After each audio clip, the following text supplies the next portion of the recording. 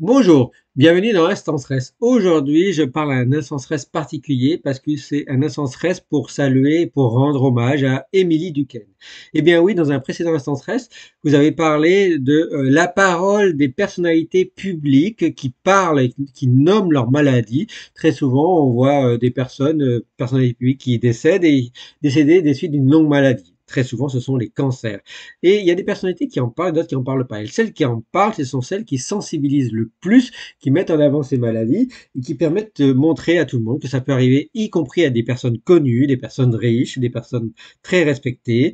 Et ça peut arriver donc à tout le monde et que ce sont des maladies graves et qu'il faut en parler puisque ça peut susciter des dons et ça peut aider à faire avancer la recherche et la médecine. J'en avais parlé parce que j'avais mis en avant Clémentine Vergniaud, qui elle aussi était une journaliste de France Télévisions, qui en avait parlé beaucoup de son combat contre le cancer. Elle a eu un cancer peu fréquent et ce cancer l'a dévastée et elle est morte il y a quelque temps, l'année dernière à peu près.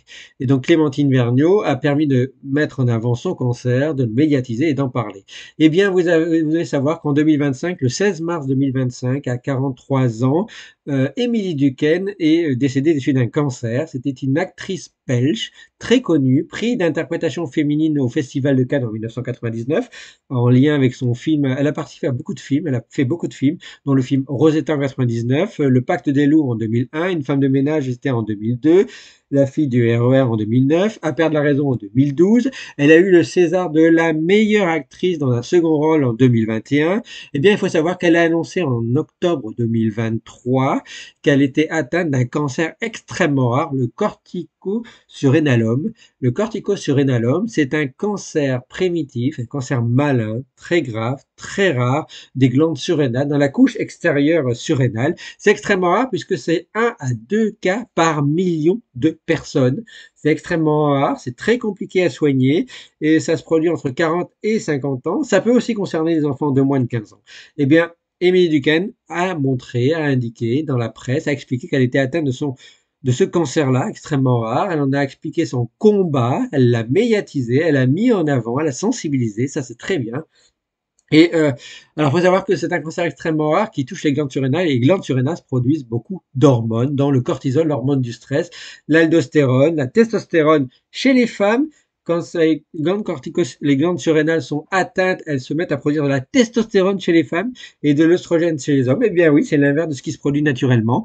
Eh bien, il faut savoir que lorsque ça produit ces hormones-là, y compris le cortisol, ça déstabilise beaucoup d'organes, beaucoup de fonctionnements d'organes et donc ça provoque beaucoup de symptômes et beaucoup d'effets liés à ces tumeurs. Alors ça, c'est quand le corticosurénalome, il est, on dit, sécrétant, il sécrète beaucoup d'hormones. Il y a une variante qui est aussi non sécrétante, mais elle est tout aussi dangereuse.